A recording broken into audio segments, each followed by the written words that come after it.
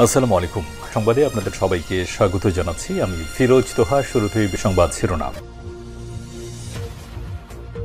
বাংলাদেশের সর্বশেষ গুরুত্বপূর্ণ আপডেট সংবাদে আপনাকে স্বাগত। শুরুতেই সংবাদ শিরোনাম, পরে বিস্তারিত। শুরুতেই জানাবো, বিএনপিকে ১/১১-এর মতো মিডিয়া ট্রায়ালের মুখোমুখি করা হচ্ছে। অভিযোগ করলেন বিএনপির ভারপ্রাপ্ত চেয়ারম্যান তারেক রহমান। তিনি বলেছেন, ১/১১-তে যেভাবে মিডিয়া ট্রায়ালের মুখে ফেলা হয়েছিল বিএনপিকে, দলের বিরুদ্ধে আবারও অপপ্রচার চালানো হচ্ছে। এরপর জানাবো, অপারেশন ডেভিল হান্টে যুব মহিলা লীগ নেত্রী শাহিদা গ্রেপ্তার। অপারেশন ডেভিল হান্ট অভিযানে নাটোরের সিংড়ায় যুব মহিলা লীগের এক নেত্রীকে গ্রেপ্তার করেছে পুলিশ। আজ রাতে তার নিজ বাসা থেকে গ্রেপ্তার করা হয়। আগামীকাল তাকে আদালতে পাঠাবে পুলিশ। এদিকে বিডিআর হত্যাকাণ্ডে বিস্ফোরক মামলায় জামিন আদেশ 10 এপ্রিল। তৃতীয় দফায় পেছল পিলখানা হত্যাকাণ্ডের বিস্ফোরক মামলার 239 জন বিডিআর জওয়ানের জামিন আদেশ। আগামী 10 এপ্রিল জামিন শুনানির আদেশ ও সাক্ষ্য গ্রহণের দিন ধার্য করেছে আদালত। এবারে জানাবো, সিআইডির প্রধান হিসেবে দায়িত্ব গ্রহণ করলেন গাজী জসিম। পুলিশের অপরাধ তদন্ত বিভাগ সিআইডির প্রধান হিসেবে দায়িত্ব নিয়েছেন গাজী জসিম উদ্দিন। তিনি রোববার গাজী জসিম উদ্দিন সিআইডির প্রধান হিসেবে দায়িত্ব নিয়েছেন। এদিকে নতুন দেশ গড়তে পুলিশকে ভূমিকা রাখতে হবে বললেন প্রধান উপদেষ্টা। অন্তর্বর্তীকালীন সরকারের প্রধান উপদেষ্টা অধ্যাপক ড. মোহাম্মদ ইউনূস বলেছেন, নতুন বাংলাদেশ গড়তে পুলিশ বাহিনীকে কার্যকর ভূমিকা রাখতে হবে। পুলিশ আগে খারাপ মানুষের পাল্লায় পড়েছিল, এখন পুলিশকে আলোময় বাংলাদেশ গড়তে ভূমিকা পালন করতে হবে।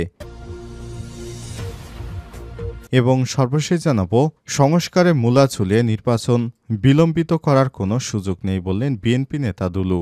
বিএনপির কেন্দ্রীয় নেতা ও সাবেক মন্ত্রী অ্যাডভোকেট এম রুহুল কুদ্দুস তালুকদার দুলু বলেছেন, জনগণ মুখ ফোড়ে নেয়ার আগেই নির্বাচন দিয়ে দিন। সংস্কারের মূলা ঝুলিয়ে নির্বাচন বিলম্বিত করার সুযোগ নেই। প্রিয় দর্শক, এতক্ষণ শুনছিলেন সংবাদ শিরোনাম, এবারে বিস্তারিত।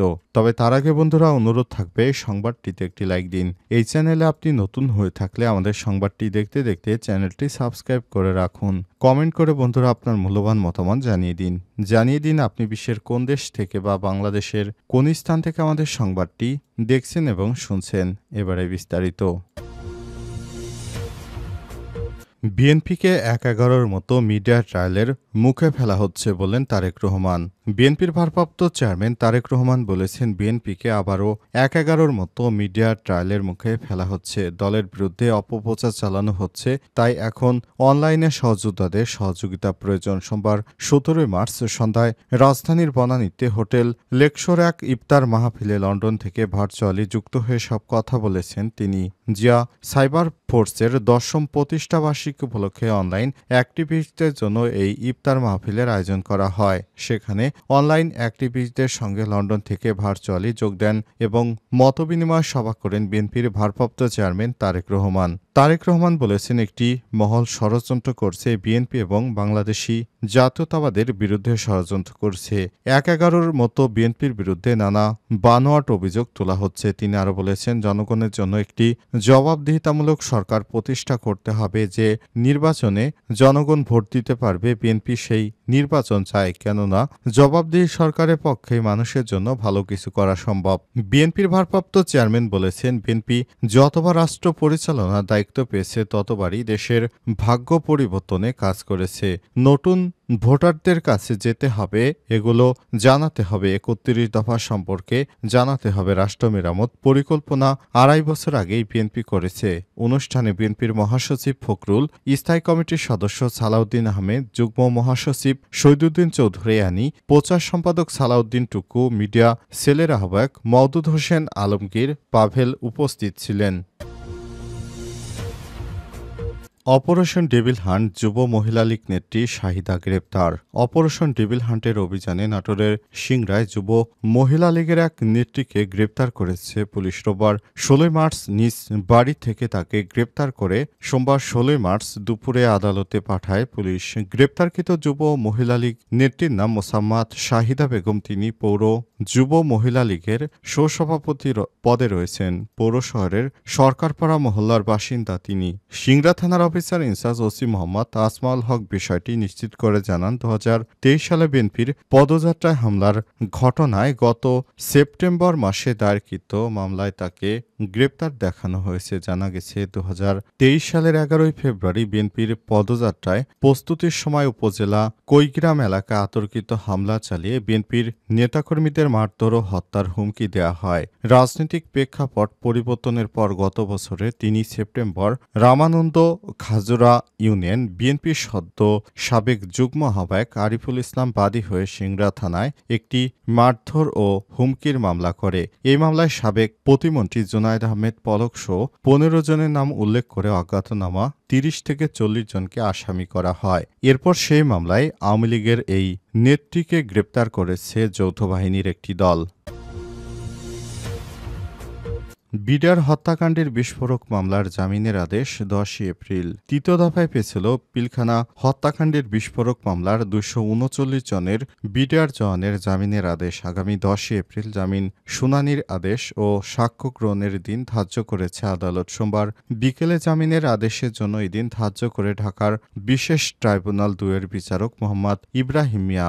বারবার জামিন আদেশ পিছিয়ে যাওয়ার কারণ হিসেবে ট্রাইব্যুনালের চিফ প্রসিকিউটর মোহাম্মদ বোরহানুদ্দিন বলেছেন ২৩৯ জনের মধ্যে ১৫০ জনের বেশি আসামির জামিনের আবেদন ডাবল পড়েছে। এছাড়া মৃত্যুদণ্ডপ্রাপ্ত ও যাবজ্জীবন প্রাপ্ত আসামিদের জামিন চাওয়ার মামলার নথিপত্র যাচাই বাছাই করতে আদালতের বেগ পেতে হচ্ছে। এর আগে বৃহস্পতিবার কেরানীগঞ্জের কেন্দ্রীয় কারাগারে অস্থায়ী বিশেষ ট্রাইব্যুনালে রাষ্ট্র ও আসামিপক্ষের আইনজীবী জামিনের শুনানি করেন। ওই দিন আদালতে সাক্ষ্য দেন অবসরপ্রাপ্ত মেজর আবু সাইদ খান। এরপর তাকে জেরা করেন আসামিপক্ষের আইনজীবীরা। এ বিষয়ে আসামিপক্ষের আইনজীবী মোহাম্মদ আমিনুল ইসলাম বলেন, গত ১৩ মার্চ বিডিআর হত্যা মামলায় সাজার মেয়াদ পূর্ণ করা আসামিদের মধ্যে বিস্ফোরক আইনের মামলায় ২৩৯ জন বিডিআর জওয়ানের জামিন শুনানি শেষ হয়। ওই দিন বিকেলে আদেশ না দিয়ে রবিবার যাচাই বাছাই শেষে জামিনের বিষয়ে আদেশ দিবেন বলে জানিয়েছিল আদালত। তবে রবিবার আদেশ না দিয়ে আবার সোমবার তারিখ ঠিক করে বিচারক। এদিনও তারিখ পিছিয়ে আগামী ১০ এপ্রিল জামিনের আদেশ ও সাক্ষ্য গ্রহণের দিন ধার্য করেছে ট্রাইব্যুনাল। সোমবার জামিনের আদেশ নিতে আদালত প্রাঙ্গণে ভিড় করেন বিডিআর জওয়ানদের স্বজনরা। এ সময় কারাগারে থাকা জওয়ানদের জামিনের আবেদন জানান তারা। সিআইডির প্রধানের দায়িত্ব নিলেন গাজী জসিম। পুলিশের অপরাধ তদন্ত বিভাগ সিআইডির প্রধান হিসেবে দায়িত্ব গ্রহণ করবেন গাজী জসিম উদ্দিন। সোমবার ১৭ মার্চ সিআইডির অতিরিক্ত পুলিশ সুপার জসিম উদ্দিন এই তথ্য জানান। তিনি বলেছেন, গত রোববার গাজী জসিম উদ্দিন সিআইডির প্রধান হিসেবে দায়িত্ব নিয়েছেন। গত ৯ মার্চ সিআইডির প্রধান অতিরিক্ত আইজিপি মোহাম্মদ মতিউর রহমান শেখকে সিআইডি থেকে পুলিশের হেডকোয়ার্টার্সে বদলি করা হয়। এ অবস্থায় নতুন কোনো কর্মকর্তা সিআইডির দায়িত্ব গ্রহণ না করা পর্যন্ত ডিআইজি গাজী জসিম উদ্দিন এই দায়িত্ব পালন করবেন। শেখ হাসিনা পালিয়ে যাবার পর পুলিশের বিভিন্ন ঊর্ধ্বতন কর্মকর্তাদের বিভিন্ন দপ্তরে ট্রান্সফার করা হচ্ছে। এরই ধারাবাহিকতায় সিআইডির প্রধানকেও পুলিশের হেডকোয়ার্টার্সে পরিবর্তন করা হয়েছে।